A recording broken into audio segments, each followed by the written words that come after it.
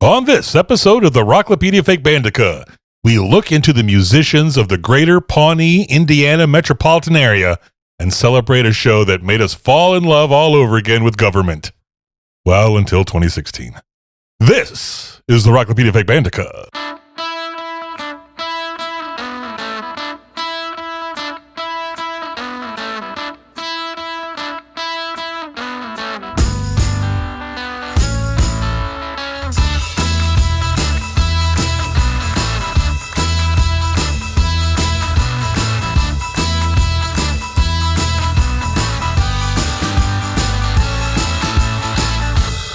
Welcome to the Rocklopedia Fake Bandica. I'm Charles. There's Alan. Hey there. There's T-Mike. Yo, yo. And we are going to spend a little time with the bands from NBC's beloved sitcom Parks and Rec. But before we try to dig ourselves out of the pit, is there any business we need to take care of? T-Mike, any emails? Yes, we have a lovely email Oh, I always love it when someone writes in. Yeah. from Andrew of Rancho Santa Fe, California. Way to steal another state city name. Anyway, he points out one we don't have. Oh, good. That is, I've never heard of, which is great. John Vomit and the Leather Scabs, a fake punk rock band who put out one single in 1978.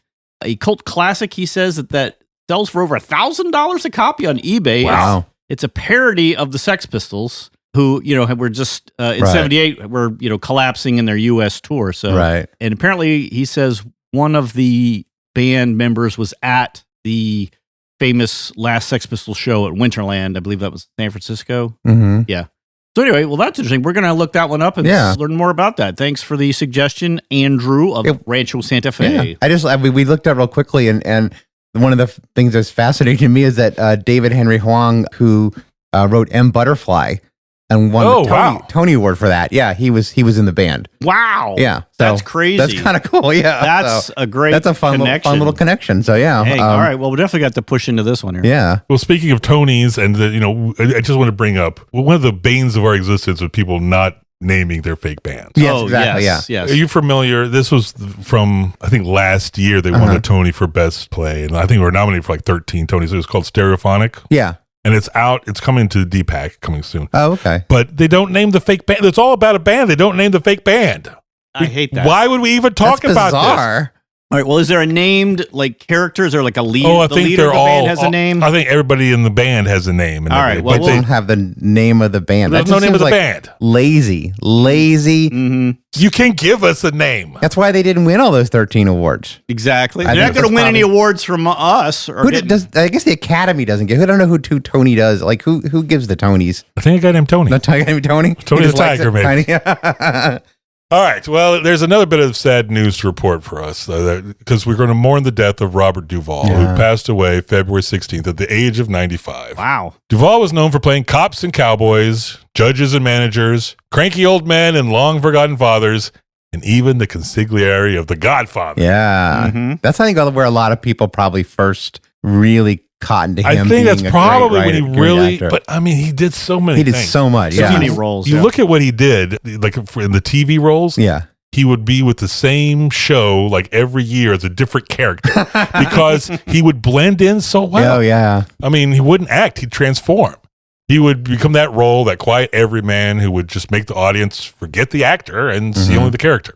For us, because we do fake bands, Yeah. he'll always be remembered for his role as Max Sledge, the alcoholic country singer looking for redemption in Tender Mercies, and the role that led to his 1984 Best Actor Oscar. We do need to spend some time in another episode about Sledge and Tender Mercies. I mean, that's huge. Definitely. Also in Oscar-winning fake band roles. That's true. Because a few lines just isn't going to tell you the depth and nuance that Duvall puts in this role. I think Waylon Jennings, a real country legend, says it best. He done the impossible. Mm. So here's a little bit of Robert Duvall singing a song he wrote and performed in Tender Mercies. I decided to leave here forever. Let me know if you're coming along. Otherwise I'll be gone in the morning. Let me know what you have on your mind. you always will want me, or if you'll wander into another's arms, let me know what you decide, dear, and let me rest my head for a while. Wow, he wrote that? He wrote it, he sang it, put it on the album. Nice. All right, so if we're all done with the news and notes, let's dive headfirst into the thrilling, fast-paced world of community government in Pawnee, Indiana. Alan, take it away. Yes, Parks and Recreation is one of my comfort shows. I have watched it many, many times, fallen asleep to it many, many times. Happy to blather on about it at length, which I intend to do. Oh, good. Yes. That would make for a good show. Yes. So the show starred Amy Poehler as Leslie Knope. So this is really her first big role after SNL, like first sustained role. Leslie Knope is the assistant director of Parks and Recreation in a small, very weird South Central Indiana town. We know basically it's in southern central Indiana. Yeah. Not too far from Indianapolis, but it's kind of like Springfield in that it's not entirely clear exactly where it is.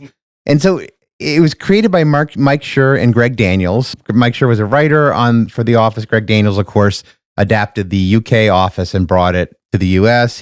Greg Daniels also co-created King of the Hill and a bunch of other shows. Wow, really? Yeah. Mike Schur has since done The Good Place, which is it's an amazing excellent show. We've talked about King of the Hill fake bands before. Yeah. Yes, and actually, one of the characters that we talked about in King of the Hill shows up in Parks and Rec. So, and I think Michael Schur and Amy Poehler have a new show coming out. Yeah, they're working on a new show. And the other thing Mark Schur has is A Man on the Inside, which actually has a couple fake. Have you seen that? Oh, yeah? Yeah, really good. It has that kind of Mike Schur, like weirdly sweet, but also funny, and it's not like cloying. It's actually very funny. It keeps coming up on my Netflix queue, and I'm like, okay, I'll get to it. Yeah. So it's about Leslie's attempts to improve the town of Pawnee while negotiating with like all the bizarre people who live there and work there. And one of the major conflicts and one of the major roadblocks for her is her boss, Ron Swanson, who is played by Nick Offerman. Such a great character. He's basically kind of like a Nick Offerman writ large, except that he's a libertarian instead of like very, very liberal like Offerman really is. But he does a lot of the same things. He likes boat building. He likes woodworking, living in the cabin. Yeah, cabinetry. And so he's very kind of stoic and macho. And then he's also a libertarian. And so one of the gags is that he's a libertarian who believes that the Parks Department, as well as the rest of local government, should be eliminated. So he does everything he can to do nothing to slow down the operation of government. Right. There's a great scene where he's working like the help desk and he's on the swivel chair just turning away from somebody at all times just to keep it going as slow as possible. Yeah, when Rob Lowe becomes city manager, he gives him a round desk in the middle of the department to be more visible. He just like slowly turns his swivel chair away from the woman. One of Leslie's gifts to him is a remote control for his door to slam the door on people, which is great. Some of her other co-workers are Tom Haverford, who's played by Aziz Ansari, who's like this wannabe player, big shot kind of baller. Oh, yeah. And his whole thing is basically his job in government is to make connections and to make it big. And so he has all these dreams of like making it big. And he's largely talentless, but he's great. He's a very funny character. And then Donna Meagle, who is played actually by one of Charles's college friends, Retta. Oh, yeah. Yeah. We're really close. Yeah, she's an actual big shot. He's just kind of coasting. But it's true. Actually, she graduated from Duke in 92. She was 92. Ken Jeong was 90. Oh, wow. And so then, Mike Sardone and I, we were 93. So that's right there, the Mount Rushmore of early 90s Duke comedy, the four of us. And so she actually, and as part of her backstory is that she played flute, but she never played it as a performance. She just played it for her own entertainment. So I don't think she counts for this. That's one of the lines we draw. Yeah. But she does count because she did bring us Treat Yourself. Treat Yourself. Yes, exactly. That's like a tradition that she and Tom have, is that every, once a year, you treat yourself. You treat yourself. Another major character, April Ludgate, Aubrey Plaza. This was like her breakout role. She was the lazy, cynical intern. She later was Ron's assistant. and also the director of animal control. Her main one of my favorite characters. Yeah, one of her main benefits Ron saw was that she was just hostile and incompetent. And so, like, when people tried to have set up meetings with him, she would set it for the wrong date or whatever. Mm-hmm. And so he just never had to have meetings. And so worked out. It was win-win for both of them. And then there was Jerry Gergich. And so he's the office schlemiel and the schlemazel. Haas and Pfeffer Incorporated. Yes. That's quite a hyphenate he is. Yes. He was played by Jim O'Heir, and his real name was Gary. But they reveal at one point that the previous director of parks had mistakenly called him Jerry, and he was too embarrassed to correct him, so it just stuck. And so later on, April renamed him Larry. And then he became Larry Gengurch, Lenny Gengurch, and then Terry Gengurch. Because there was already a Larry when he got a new job, and so they figured they rename him Terry rather than go back to his actual name of Gary. Or Jerry, yeah. No, Jerry. So over 7 seasons, the show was nominated for 14 Emmys. It never actually won any, which I was surprised at. I know. Well, I mean, there's a lot of good stuff around. There was a lot of good stuff, yeah. Amy Poehler won a Golden Globe. The series won 2 American Comedy Awards, a Peabody Award, 2 NAACP and Image Awards, 3 Critics' Choice Awards, and an AFI Award. And a partridge in a pear tree. Time Magazine named it the best series of 2011-2012. In 2019, The Guardian named it one of the 100 best TV shows of the 21st century. Wow. And I think it's very telling. Both Vox and Rolling Stone have referred to it as the show that defined the cultural zeitgeist of the Obama era. And it's true. I mean, I think it really had that kind of hopefulness and this belief in government and the things that could be done. So let's hear from some of the critics. So, Charles, what did the Tom Shales of the Washington Post say about the show? What didn't he? Tom Shales said, Poehler's show, unfortunately, isn't worthy of her. She could save a stale sketch with her charisma and inventiveness, but, sad to say, that doesn't mean she can salvage a tepid series, which Parks and Recreation unfortunately is. T-Mac, maybe David Hinckley of the New York Post had a different take? Part of Parks and Recreation feels uncomfortable. Be more tolerable if the rest of the show felt funny. Well, Charles, I know that Robert Bianco of USA Today must have thought differently. Wrong again, Benson. Parks never expends enough energy to even approach funny, but even if it were more amusing, that sour whiff of gratuitous cruelty would still linger. Oof. All of those reviews were from the first season, which is always held up as the exemplar of a show that really had to recover. It had to reinvent itself after its first season. I mean, we just talked about Schitt's Creek with the same thing. Yeah. This is very true. This is the one that everyone always holds up as being this is the main example for this. And this is kind of a sad thing because that giving a show that's got promise but has a bad first season is something that's not going to keep happening as it used to, because more and more shows are just going to be instantly canceled. Yeah. And they're going to move on to the next show, and these shows aren't going to be given the chance that they might deserve. I think true. Cheers had a bad Cheers took season. A little while to get going. To really, really get going. Pile Honey, I'm Home. I don't think it ever... They only gave it that one episode. What crack in your mind did you pull that out of, dude? Well, I mean, it's based on the Hogan's Heroes when they took them to space. No. Right. When they said didn't think the first year... People didn't want to see them in the concentration camp. Let's take them to space. Yeah, no. I wish they'd done that with the Harlem Globetrotters, So Hogan's Heroes meets the Harlem Globetrotters in space with Josie and the Pussycats. And anybody else who wants to be in space, just throw them all out there. Yeah. 70s animated cartoons would do anything. So Parks and Rec did actually recover, and I think NPR's Linda Holmes put it really well. In a single season, it went from a show that was widely shrugged off as the product of talented people in the wrong project to one that made many, many lists of the best shows of the year. That second season is really solid. I enjoyed the first season, but it's definitely, if you haven't seen it, it's worth starting with season 2 and then kind of dipping back to kind of get some of the backstory, because it does set up a lot of the relationships in the first season. But honestly, if you wanted to start with the last episode of the first season, Rock Show, I think it sets up pretty much most of the relationships. You kind of get a feel. So one thing that's notable about this show and why I want to talk about it is there's actually a fake musician in almost every one of the show's 126 episodes.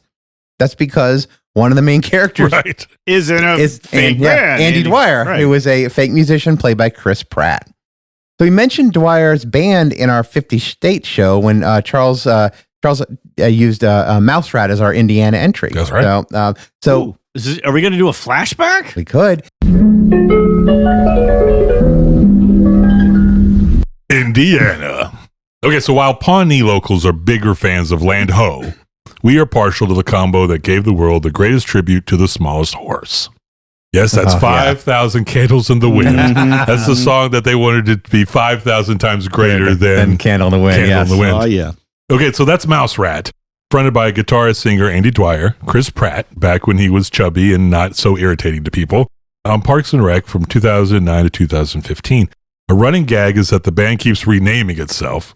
They are introduced as Just the Tip in the second episode, Canvassing, first aired in April 16th of 2009. But the band's names also include, this is such a long list, and it's not even the full list here. No, I believe this is every one of them, yeah. There's 56 of them. 56? Yeah. We'll read some of them here.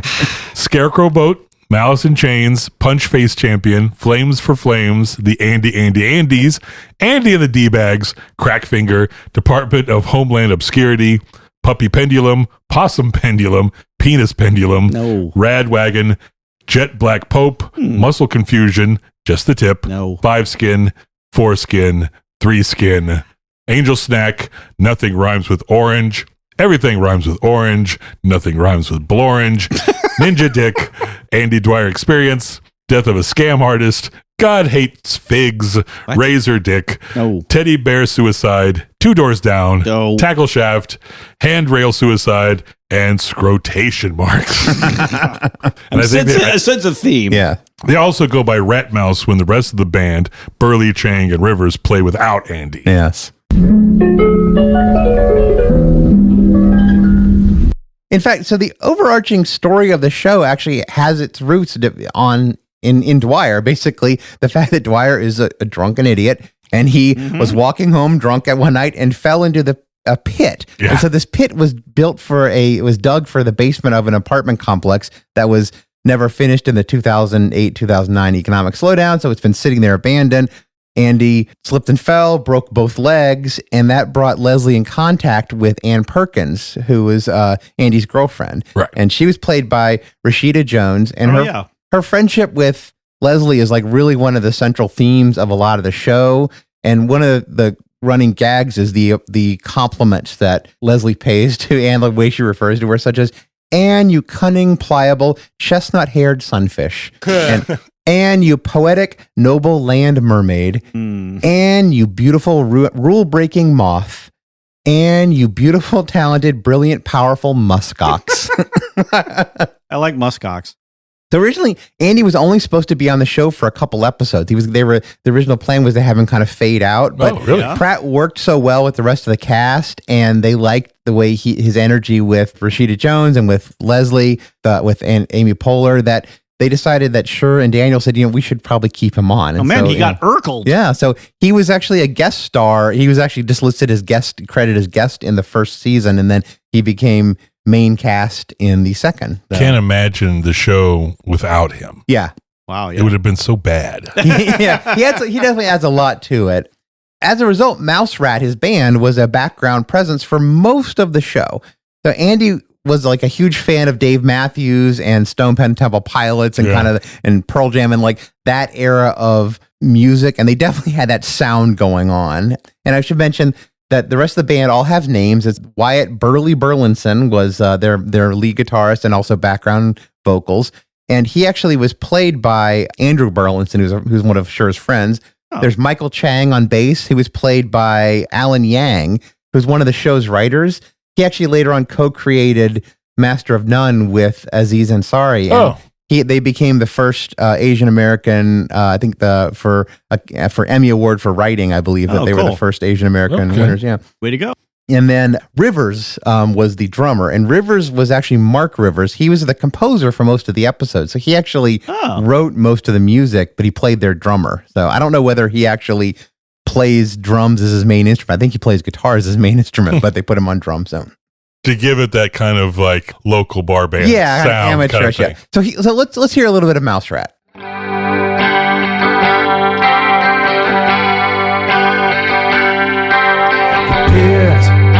I wasn't in the pit. You weren't in the pit. We all weren't in the pit. The pit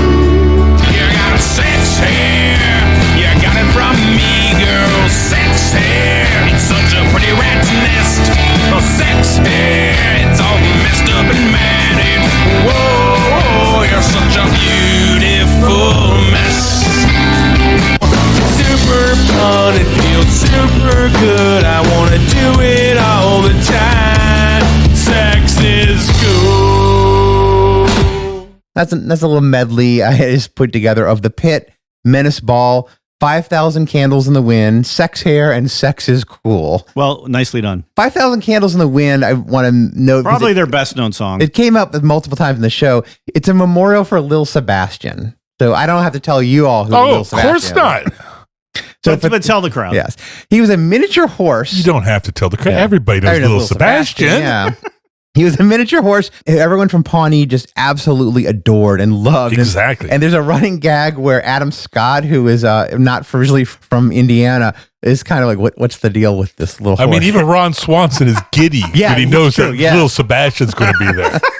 He might be on the Indiana corridor. Well, he might be. He does have an honorary degree from Notre Dame. Right. That was great. So he's technically Dr. Lil Sebastian. He passes away in the episode, or right before the episode, Lil Sebastian. And so Andy was given the task to write a memorial song for him. So he wanted to write the ultimate memorial song, one that was 5,000 times better than Candle in the Wind. Therefore, 5,000 Candles in the Wind. And so in their performance, one of the things that I thought was fun is that one time in an interview said that during practices and when they were kind of doing table reads, they would always push Pratt to kind of cheese up the songs to kind of make them even more sound like Scott Weiland from Stone Temple Pilots. Hell yeah. And they were always amused by the fact that people still loved them and they loved the song even as cheesy, to the point that actually the NBC released the Awesome album, a Mouse Rat album in 2021 after the show had been off the air. And it debuted at number 2 on the comedy album charts. Wow. Okay. Number 11 on Heat Seekers albums and number 17 on top album sales. Oh, wow. Wow. That's with zero promotion. Wow. Well, I'd never heard of it. Yeah. Wow. I got to go look that one up. Part of the reason is because Pratt was like, well, they didn't tell me they were doing this, one. And two, like, they paid me $15,000 an episode. I'm not going to promote this for free. He basically was like, I'm actually working for Marvel now. And so all the people in the band, they were like, the network had the songs. And so they just put it out. So they were like, we're not going to promote, we're not going to go on tour unless you guys pay us. And they're not going to pay for this little throwaway project. Well, I'm shocked they didn't even tell him. Yeah, I think it's kind of funny that they didn't. He kind of found out about it. The interview seemed he seemed a little bit miffed by the fact that they were like so. But I mean, again, the show's been off the air for 2 years, and the production company's wrapped up and already done other things. But as Charles mentioned in the 50 States episode, Mouse Rat did change their name a lot. They were a lot. Yeah. When we first met them, they were just the Tip in the first season. Such a terrible name. Then they went to such a perfect name for an Andy Dwyer band. Yeah, that is a perfect name. I'm not saying that's not true. I'm just saying it's a terrible name. Which makes it perfect. Yes. We agree. Yeah. Yes. Why are we arguing? We agree. I'm going to yell louder now. They later on went to Scarecrow Boat, which actually is a pretty good name. I have to say. Weren't we on a bill with, it was Gravy Boat. Gravy Boat. We used to hang out with a local band called Gravy Boat on occasion. Hang out? We played pool. We played poker with them one time. In the first season finale, which is the rock show episode I said, they play Paladinos, and we actually get a feel for another band in the area. We never see this band ever again, but they were up there the night before, Flannel Grunge. I wonder what they play. No telling. The ska funk crossbreed. Some kind of ska, but with cellos. So while Mouse the Rat was still a going concern in the show, Andy wrote a campaign song for Leslie's campaign, which she ran for city council. But we'll come back to that song later on. Okay. Oh, okay. So in Swing Vote, though, Andy learns that the rest of the band has been playing as Rat Mouse. I love that game. Yeah. He decides that he's going to leave the band, but before he goes, he needs to sing his swan song. My name is Andy Dwyer. You probably know me as the artist formerly known as the lead singer of Mouse Rat. Well, after tonight, you'll only know me as the former artist formerly known as the lead singer of Mouse Rat. I'm retiring from music. This is my swan song. Once there was a golden swan. Swan of a man, now that swan's name was Andy, and he started a rock and roll band. He made incredible nachos that everybody claimed they loved, and then the bandmates dicked him over with a massive rock and roll show. This is my swan song, watch me fly. I love that song. That is such a great song. A lot of his little musical bits are ad-libbed or just kind of they kind of skipped. That one actually they wrote out, which is what the lyrics are so good. Okay. But then afterwards, he sees Burley, and Burley tells him they actually still want to play with him. He just wasn't responding to their phone calls and not showing up to practice. And he lost his cell phone. So it's like, yeah. They do actually officially break up in the show, though, in season 6, Farmer's Market episode. And it happens because Andy accepts a gig playing at a kid's party. So he tries to figure out a way of adjusting some of Mouse Rat's songs to a younger audience. Okay, babe, here's what I did.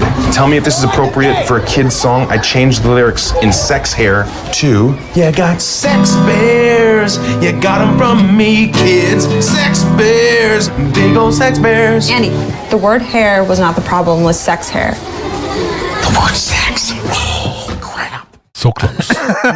So close. I love it. When he goes on to the party, the party was the nephew of Craig Middlebrooks, which is Billy Eichner's character. And if you've ever seen Billy Eichner or anything, he has that kind of crazy, manic, screaming intensity. Yeah. And you don't know why he's yelling at you kind of thing? Yeah. I mean, I don't know. It seems kind of familiar, doesn't it, Charles? It seems like someone might be in the room with us now. Is just Craig screaming for no reason at you? What? So he books him for the show, and he realizes he doesn't have another name, so Craig dubs him Johnny Karate and his magical guitar stick. And so Andy has to go on, and he basically improvs what ends up being his first hit. It feels super good, it's super fun, I wanna do it all the time. Pick your nose, 'cause boogers are gross. Clean out your snout. You can pick your nose with your smelly toes. She's doing it! You're picking your nose and you put it on your friend. I started that. Great. A great one for kids. Yeah. All of his songs are just like fart and body humor, and it is so ridiculous. Kids would love them. Like, really, they would love that. Captain Underpants is a big hit. Yeah. I mean, You should play some for Liza, your kid. Oh, I've played. She's heard some of it. Okay, cool. I did discover the other day, and this is like just not just kind of unrelated, but in the car she requested to hear the pretty song with the lady singing, and sadly with the last dinner parties, nothing matters. what an odd choice. Yeah. What? No. I guess she heard me playing it in my office one time, and like she decided that she wanted to hear the pretty song with the lady singing. Mm-hmm. That's what by process of elimination I realized what that was. So yeah, Oops. Parent of the year. Anyway, so in season 7 of the show, it flashes forward several years, and Andy by that point has a kids show on local TV called the Johnny Karate Super Awesome Musical Explosion Show. Oh yeah.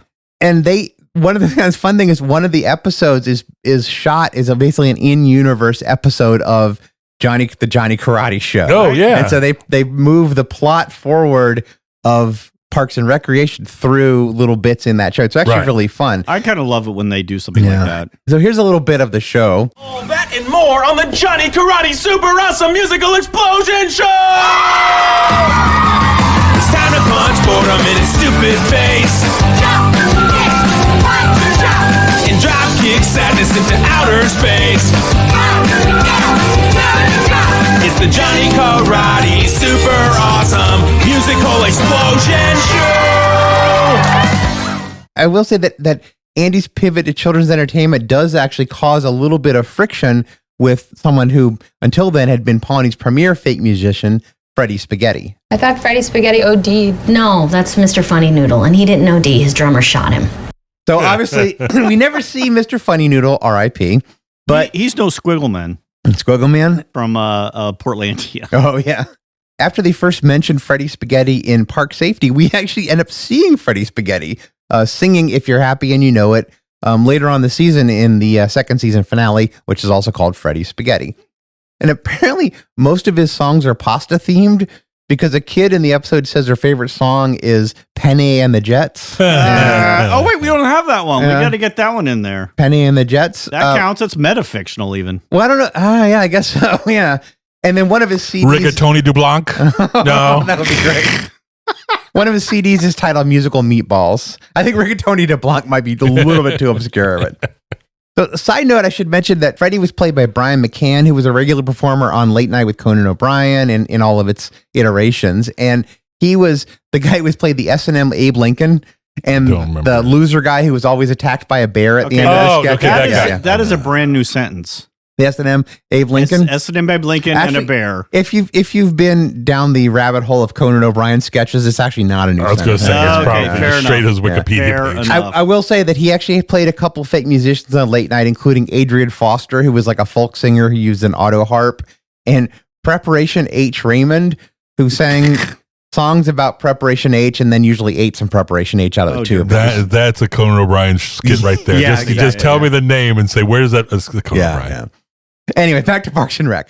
The Freddy Spaghetti episode weirdly foreshadows the Johnny Karate plot 4 years later, since Andy at one point was thinking of subbing in for Freddy Spaghetti, and he sings briefly sings a kid-friendly version of Sex Hair. You got pickle hair, baby, and you got it from me. And I should note that Mouse Rat does reunite in the 6th season finale, when the town holds a 3-day festival celebrating its merger with its hated rival of Eagleton. So that's kind of Eagleton. Eagleton. So Pawnee is like the salt of the earth, like lower middle class working town, and Eagleton is the very fancy, nice town. Did Parker Posey work for Eagleton? I believe so. Yeah. She went. Yeah. So, and one of the funny gags is that because it was shot in Southern California, the city hall is Pasadena City Hall, and in some of the shots of Anne's house, you can actually see palm trees in the background, and they explain it when they come to Eagleton that they're in a microclimate that allows for palm trees to grow. Nice. They explain that away. Yeah. They end up uniting the town because Eagleton goes bankrupt, and so Mouse Rat gets brought on stage to play 5,000 Candles in the Wind with Real Brilliant's Letters to Cleo. Because that was Ben's favorite band. Yeah. Genuine, who was Don Amigos' cousin. Right. And then 3 fake bands. And we'll talk all about the 3 fake bands, more of them after our little break. Well, then let's take our little break right now. This is the Rocklopedia Fake Bandica.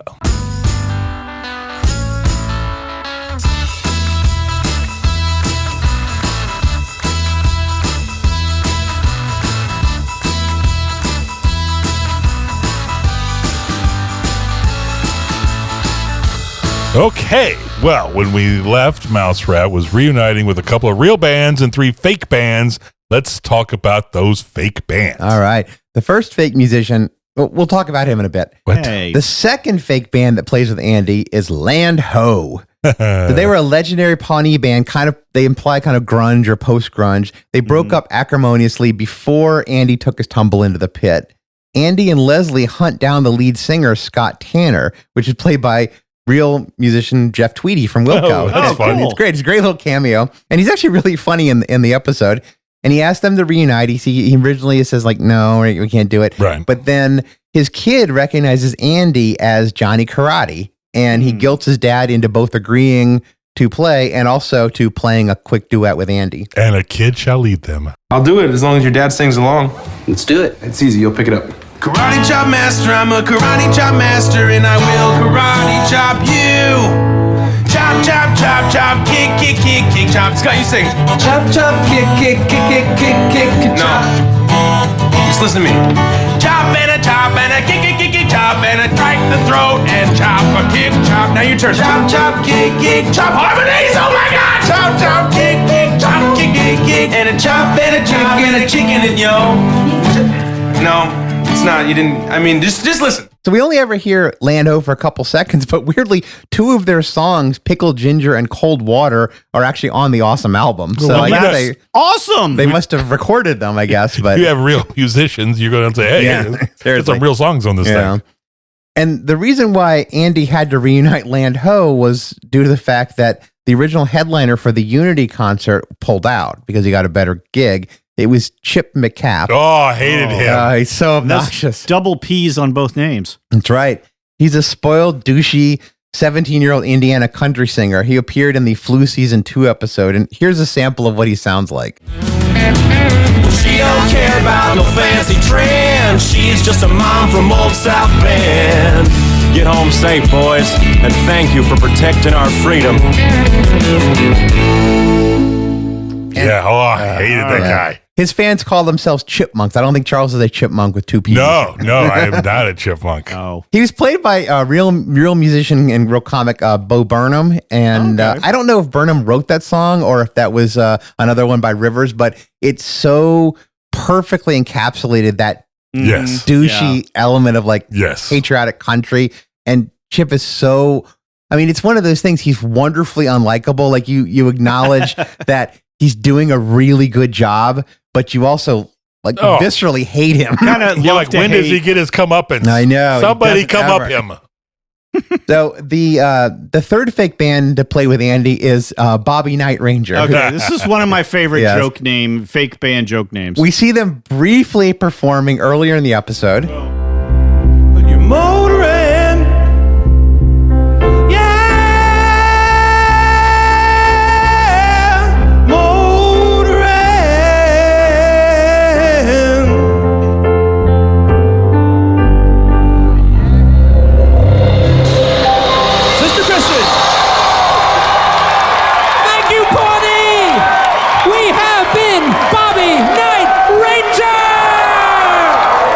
Bobby Knight was a famous basketball coach at Indiana, which is where the Pawnee is. Right. And then the band Night Ranger. Right. And then what was Bobby Knight famous for? Throwing a chair. Right. Choking people, yelling at people, winning national championships, though. But also the last undefeated team in college basketball history. Wow.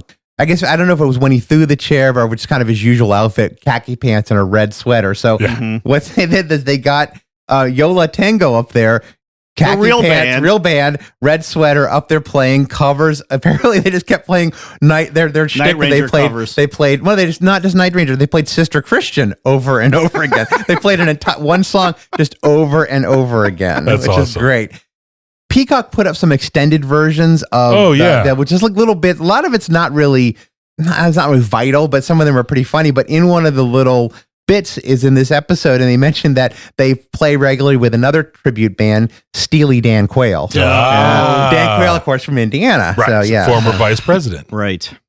And one of the things that I was kind of surprised about as far as the show, because as we mentioned a couple times, the show was very strong on these longer story arcs and keeping continuity very strong, was that Denise Yermley didn't make an appearance. So Denise Yermley was, I mean, sure, she was a middle-aged woman who dressed like she only shops at Ann Taylor. She was supposedly Pawnee's most bookable personality. I mean, listen to her. Sweet dreams are made of this. Wow, I want to book that lady. She only appeared in 3 episodes. She's great. She's a great little bit, but I yearn to have that title. Yes.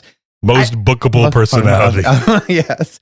One of the weird little fact, this probably only T-Mac would appreciate this, is that the woman who played her, Linda Montana, had a small role as one of the performers in Americathon. Oh, that's a wild, weird little 70s movie we should look at sometime. I don't appreciate that fact. I do. It's a fake band movie. We should recover that soon.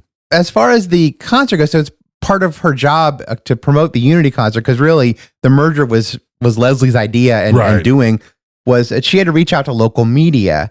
So our first stop was 93.7, The Groove of Pawnee, home to Crazy Ira and the Douche. Crazy Ira and the Douche, 93.7. You know why I'd never be an astronaut? 2 words, space farts. You can't roll down the window of the shuttle. Am I right, folks? Houston, we have a... What do you think about that, Neil Armstrong? It's one small for man, one giant for mankind. All right. Oh, those meatheads. So as you can tell, they are like morning zoo DJ guys. Yeah. They're played by Matt Besser from Upright Citizens Brigade and Nick Kroll, who, of course, of The Kroll Show and a bunch of others. He actually was dating Amy Poehler at the time, I believe. Oh, was he? Yeah. Oh, wow. So the douche, whose real name was Howard Tuttleman, he actually gets some backstory. Crazy Ira doesn't really get delved into, but he gets some backstory.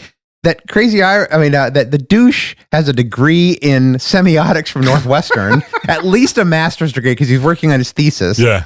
He created the douche character during college as satire, and it kind of just grew this whole thing where basically he's stuck with it. And one of the most amazing things I will say about how much backstory this show created, the writers must have just had days of being able to just like dig into these characters because Crazy Ira and the Douche's engineer was China Joe. His real name was Doug China Joe. China Joe. Okay. China Joe. His real name was Doug Ng, and he was actually Vietnamese. He wasn't Chinese. But he later on quit to pursue a graduate degree on the migration patterns of Homo habilis, and he was replaced by Jewish Greg. And so this little stuff it just gets thrown in, and again, all this stuff gets cut out, or just like one mild racism to another mild racism. Well, but you have all these like really smart people that end up being as stupid as possible. Yeah, in my spare time, I'm really a genius. But here at work, I try to be as racist and stupid as possible. On a more classy note, Leslie also went on WYVS, Wamapoke County Public Radio, and she spoke several times with Derry Merbles on Thoughts for Your Thoughts. Support for Pawnee Community Radio comes from the Wendell G. and Muriel Fathright Corbelman Foundation and Sweetums Cares, a nonprofit group that puts umbrella hats on homeless people when it rains. Welcome to Thoughts for Your Thoughts. I'm Derry Merbles, filling in for David Parker, who took off for 8 months to study the migration patterns of our nation's squirrels. We have not seen him since. So he was just, as that made clear, he was just the interim host, but they later on hired a new host, but then they still had to rely on Derry. Welcome to Thought for Your Thoughts. I'm your host, Derry Merbles, sitting in for Nina Joplin, who is touring the country performing a spoken word opera about pear-shaped women. So do you guys recognize that voice? Yeah. Dan Castellaneta. Yeah. Oh, from The Simpsons. That's Homer's voice, yeah. He sounds much more like he did in the Tracy Ullman Show, if you've ever seen his episode. He's just using his regular voice, really. Right. In season 6, when Pawnee and Eagleton merge, he actually gets a new co-host, the snobby Eagleton host, August Ngutu Leibowitz Clementine. He just goes by August Clementine on the air. He's played by John Hodgman. Oh, that's perfect. Yeah. Additional support for Pawnee Public Radio comes from the Edgar C. and Janice R. Lumway Foundation and the Richard and Lois Wallenberg Foundation, dedicated to the idea that all human beings deserve a chance to hear about foundations. Welcome to Thought for Your Thoughts. I'm your Pawnean host, Derry Merbles. And I'm your Eagletonian host, August Clementine. Yes, if you have not heard our program in a while, Thought for Your Thoughts now has a co-host thanks to the Pawnee-Eagleton merger. I believe that is the Eagleton-Pawnee merger, n'est-ce pas? I'd like to apologize to our listeners for my co-host's sudden and violent outburst just now. I just love it. And as you can tell, I really love the Derry Merbles character. He's only on a few times. He's barely in this, and he gets 3 clips in the show. He's so funny. I think he probably had 4 lines in the whole season. We have 3 of them right here. Well, unlike Crazy Ira and the Douche, who are really only morning zoo guys, he's actually shown playing music such as I appreciate that. Nefertiti's Fjord, a lesbian Afro-Norwegian funk duo.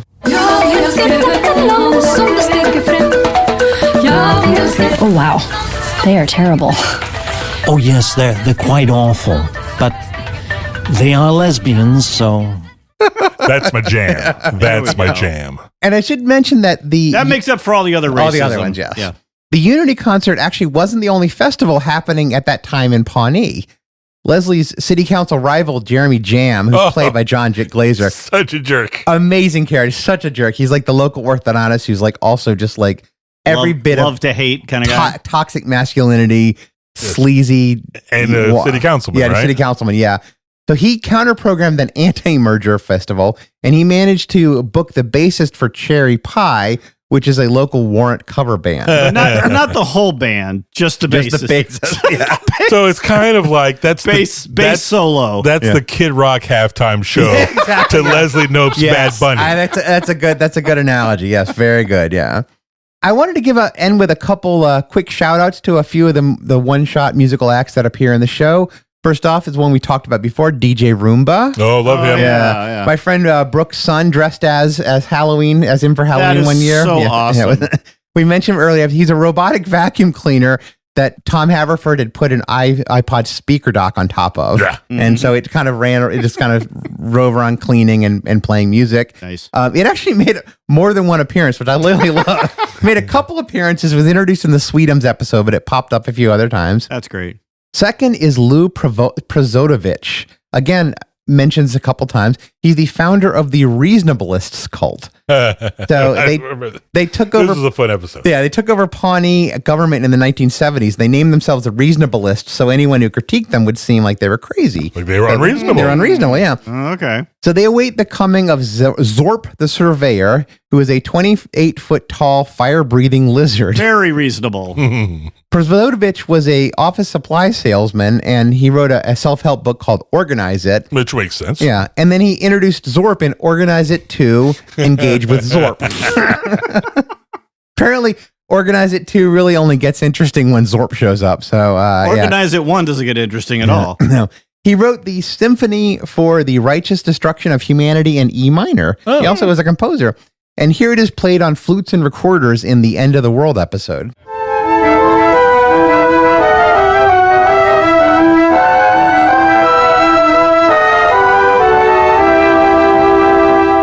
Not too bad, yeah. Third, we have DJ Blunts. It was a club DJ who works with Tom Haverford and John Ralphio Saperstein, who is Ben Schwartz's character. Yeah. Equally douchey and obnoxious as Tom, but even more clueless. Yeah. And he's probably a Nepo baby, T Mike. Yeah, that. Nepo baby. Nepo baby. So Tom quits the parks department to join up with Jean Ralphio and start Entertainment 720 because they go around the world twice for their clients. Exactly. It's a multimedia entertainment production conglomerate. Oh, 360 degrees. Yeah, twice. Levels. Yeah, levels. Levels. What's I think is funny is that he was actually introduced as DJ Blunt in Little Sebastian. Singular. And then in Pawnee Rangers, he calls himself DJ Blunts with a Z at the end. So maybe he got enough money to get more than one. Either he rebanded or the writers just kind of forgot what they'd called him before. He's played by Adrian Ziegler in all of his appearances. Fourth is actually a bit of backstory for one of the main characters. So in the prom episode, Ben Wyatt, Adam Scott's character, he mentions that he was the host of Zoot Suit Wyatt, which was a swing music show when he was at Carleton College. Oh man, the '90s swing revival does not get enough love. So he was a DJ. He was a DJ, a college radio DJ. Awesome. Wasn't this part of one of T Mike's New Year's predictions and everything? Is this the start of the revival right here? The Zoot Suit Wyatt Part 2. And then fifth and sixth are two quick name gags from the seventh season. First to the Juggernauts. Jug or Knots. Three words, yeah. They're a local jug band that appeared briefly. I see what they did there. I see. And their fans are Jughead, Juggalos, whatever you want to call them. We don't get to spend enough time with them. They're only very briefly in the William Henry Harrison episode. And the second is, again, a great, just super fast gag is Across the Isle, with Isle spelled I-S-L-E, like island. It's a Polynesian folk music group. Okay, the Polynesian Islands. That features Senator Cory Booker and Orrin Hatch. God, that's ridiculous. And it's just mentioned offhand in the Ms. Ludgate Dwyer Goes to Washington episode. Wow. And that's pretty much it for fake bands on Parks and Rec. Wait. What about the band you kept skipping? Yeah, the one from the Unity concert show. They had a campaign song that they played or something. Oh, right. See, that one's one of Ron's deep dark secrets. I don't really want to. All right, spill the tea, baby. All right, I'm talking about Duke Silver of the Duke Silver Trio. Yeah. And this is a deep dark secret that Ron Swanson, if he were real, would be screaming at me about right now. Screaming or beating, Alan? Beating, possibly. First 3 seasons, maybe, but at the end of the time, no. By the end of it, by the Unity concert, he actually does go public. Right. But yes, in the practice date episode of season 2, Tom is trying to find dirt on Ron because they basically everyone in the department was trying to find dirt on each other to see if they eventually would one day run for office, what kind of dirt they could find. Right. Okay. And Ron finds out that Tom's marriage to his wife Wendy was actually a green card marriage. She's Canadian. Oh, okay. What's interesting is the woman who played Wendy, who later on was the principal in the Nickelodeon adaptation School of Rock. Okay. So the adaptation of that show. Although I don't think she's a musician there. She actually's from Indiana, but she played a Canadian in this. So Tom was trying to get him back, and so he wanted to find a really good secret on Ron. And so Mark Brandanowitz, who was originally kind of supposed to be a big character, and then in that first season, and he just kind of faded out after the second season. He didn't really knew what to do with him, really, which is too bad. He suggests Tom go to Cozy's Bar in Eagleton on the second Thursday of the month. And look for someone named Duke Silver. And that's when he sees a bar full of all these older women and comes face to face with the Duke. Thank you, Dwayne. As always, it is a thrill to be here during this witching hour with you lovely ladies. Now relax and let the Duke Silver Trio take you on a little journey to yourself.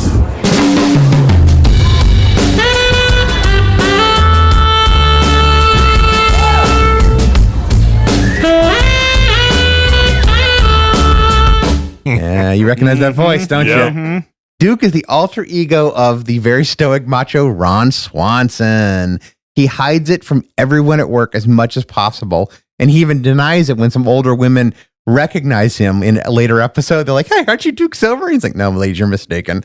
And so it's a nice little bit of dramatic irony in that the audience knows this, but the actual characters, other than Tom, at this point, Tom and Mark Brandanowitz are the only ones who know. Right. Leslie doesn't find out till the Unity concert, and then Andy finds out shortly before the Unity concert. Jerry probably knows, but he cares about probably. Jerry? I can't. Shut up, Jerry! Get out of here, Jerry!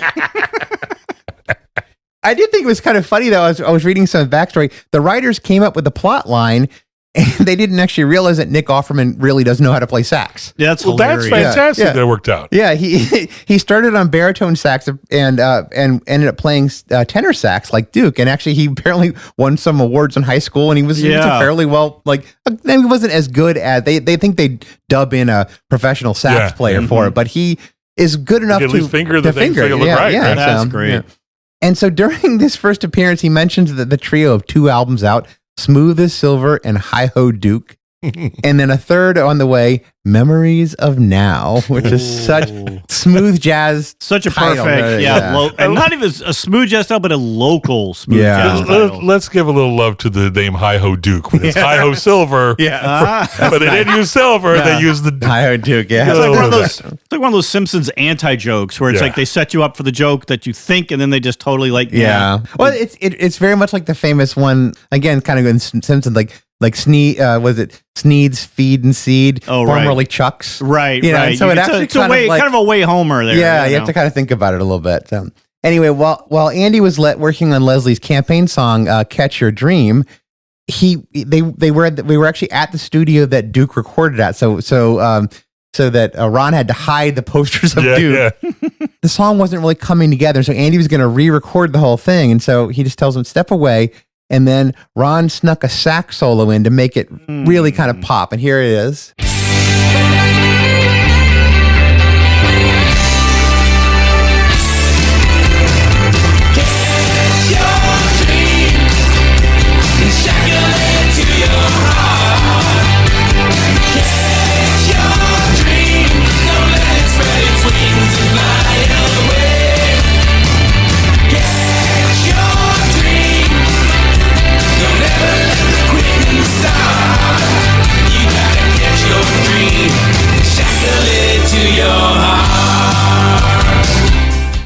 Much does better. work well. That's all you needed. Yeah.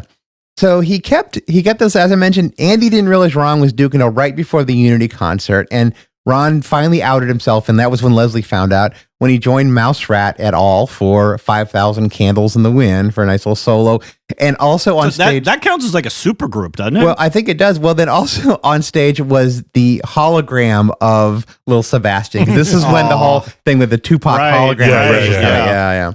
So that actually was the heyday. So then, went on for another season. Ron was still playing as Duke, but there really wasn't any other characters. And then Andy was Johnny Karate. And I will say when they did during COVID, some people might know this, is that they had a one-off reunion for, I believe it was for Feeding America. They did a little production as a fundraiser, and they raised a ton of money during COVID for basically Leslie making Zoom calls all around. Right. And then all of the characters of the show ended up duetting or whatever it would be on 5,000 Candles in the Wind at the end. Oh, it was really That's pretty fun, sweet. yeah. Yeah.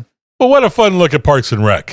If we can squeeze that much fake band fun out of Little Pawnee, Indiana, imagine what we can find in your hometown.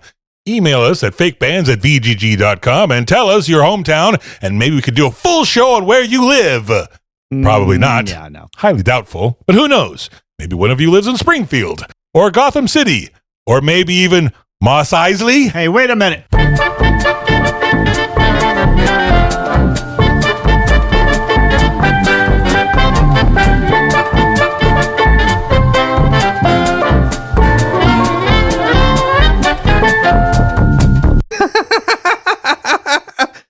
Okay. Nice one, Remple. I'm Nice. Charles. There's Alan. See ya. There's T-Mike. Bye. And this has been the Rocklopedia Fake Bandica. Thanks for listening. You've been listening to the Rocklopedia Fake Bandica, a production of the Van Gogh Sketch Comedy Group. The hosts are Alan Benson, T-Mike Childs, and Charles Rempel. Our editors are Alan Benson and Charles Rempel. Please be sure to subscribe to the Rocklopedia on your service of choice so you never miss an episode. We'd love to hear from you, so leave a review or email us at fakebands@vgg.com. And don't forget to visit fakebands.com and the mothership, vgg.com. Thanks for listening.